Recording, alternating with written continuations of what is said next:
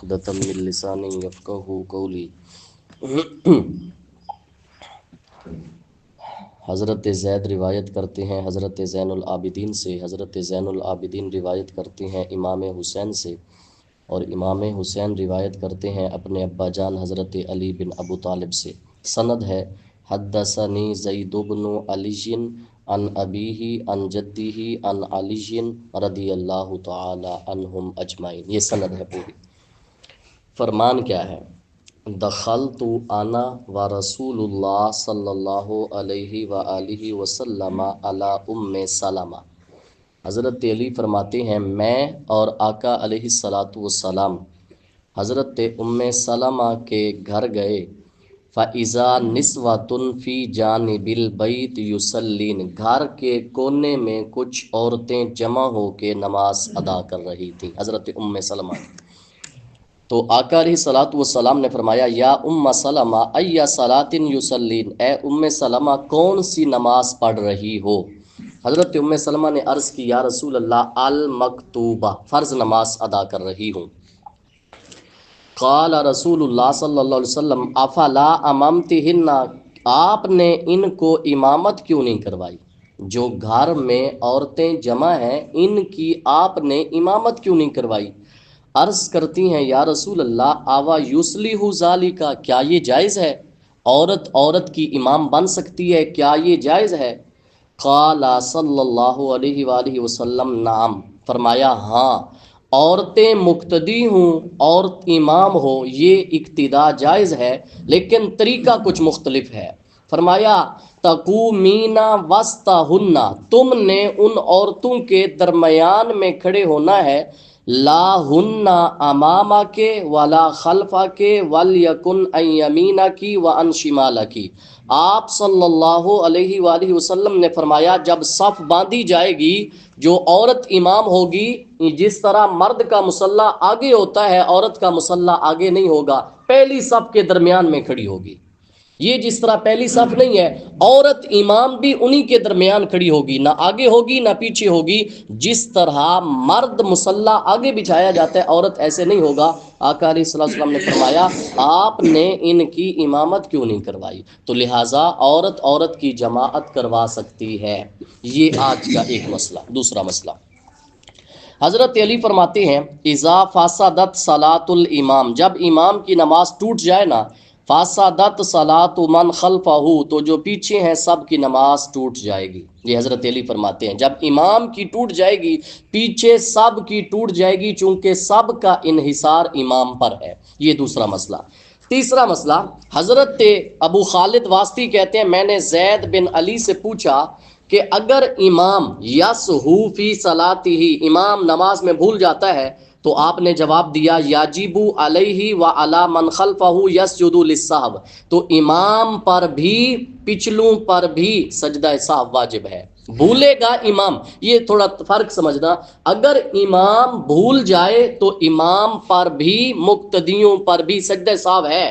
سوال کرنے والے نے سوال کیا وَإِن سَہَا مَنْ خَلْفَ الْإِمَامِ وَلَمْ يَسْهَ الْإِمَامِ، پیچھے والا بھولا ہے امام نہیں بھولا، مقتدی بھولا ہے امام نہیں بھولا، اب کیا حکم ہے؟ آپ نے فرمایا لیس علی من خلف الامام سہو، مقتدیوں میں سے اگر کوئی بھولا کسی پر کوئی سجدہ سہو نہیں ہے، نہ مقتدی پر ہے نہ امام پر ہے۔ قانون یہ بنا امام کی وجہ سے مقتدیوں پر سجدہ سہو ہے، لیکن مقتدی کی وجہ سے نہ مقتدی پر ہے نہ امام پر ہے۔ یہ مسئلہ حضرت علی فرماتے ہیں۔ 3 مسئلے ہو گئے۔ آج کا چوتھا مسئلہ، حدیث پاک کے اندر آتا ہے حضرت علی کے پاس اتاہ رجلان، 2 بندے آئے، فسلم علیہ، آ کر حضرت علی کو سلام کیا، وہو فی المسجد، حضرت علی مسجد میں بیٹھے تھے۔ آپ نے پوچھا اصلیتما؟ قال لا، دونوں نے پوچھا، حضرت علی نے پوچھا ان دونوں سے کیا تم نے نماز پڑھ لی ہے؟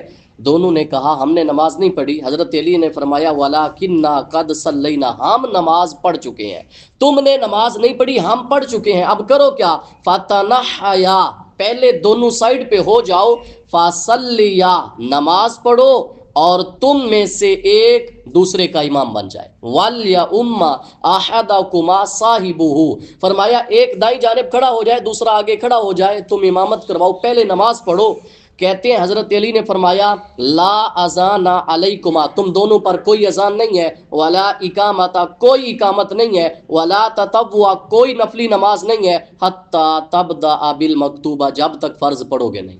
کوئی اذان نہیں ہے اور کوئی اقامت نہیں ہے، کوئی نفل نہیں ہے جب تک فرض نہیں پڑھ لو گے.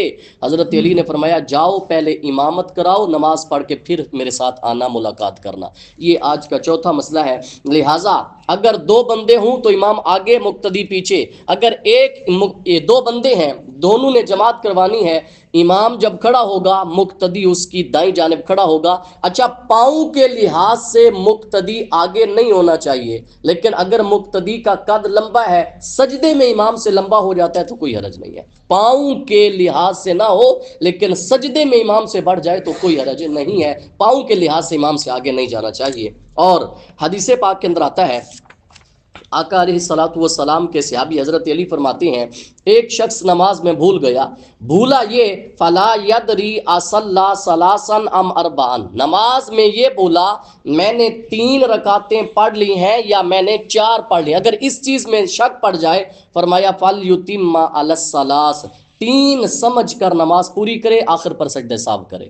لہٰذا یہ قانون ہے، اگر 1 2 میں شک پڑ جائے کہ میری پہلی ہے یا دوسری ہے تو پہلی سمجھو، 2 اور 3 میں شک پڑ جائے تو دوسری سمجھو، 3 اور 4 میں شک پڑ جائے تو تیسری سمجھو، 4 پوری کر کے آخر پر سجدہ سہو واجب ہے. یہ چونکہ ہم جو اٹھنا تھا اور جو ہمارا ایک واجب رہ گیا ہم نے وہ چھوڑ دیا ہے. اور حدیث پاک کے اندر آتا ہے آقا علیہ الصلوۃ والسلام یہ جو چاشت کی نماز ہے، حضرت علی فرماتے ہیں ما صلی رسول اللہ صلی اللہ علیہ وسلم الضحی الا یوم فتح مکہ، کہتے ہیں میں نے دیکھا میرے آقا صلی اللہ علیہ وسلم نے فتح مکہ والے دن چاشت کی نماز ادا فرمائی بطور شکرانہ. فتح مکہ والے دن کہتے ہیں فإنہ صلی اللہ علیہ وسلم صلاها یومئذ رکعتین، 2 رکعتیں فتح مکہ والے دن چاشت کی نماز ادا فرمائی. اور ساتھ یہ فرمایا استأذنت ربی فی فتح مکہ، میں نے اپنے رب سے فتح مکہ کے متعلق اذن طلب کیا تھا، میں نے اذن طلب کیا تھا. فأذن لی فیہا ساعۃ من نہار، اللہ نے دن کی 1 گھڑی مجھے اجازت عطا فرمائی. کون سی گھڑی؟ وہ جو حلت ہے، لا اقسم بہذا البلد وانت حل بہذا البلد. میرے آقا صلی اللہ علیہ وسلم نے اللہ سے اذن طلب کیا، یا اللہ جب فتح مکہ ہونا ہے تھوڑی سی اگر خون ریزی ہو جائے، حدود حرم میں سزائیں بھی ہوئی، میرے آقا صلی اللہ علیہ وسلم نے فرمایا دن کی 1 گھڑی تو حلال کیا، ثم اقفلها، پھر تالا لگا دیا. پھر تالا کب تک؟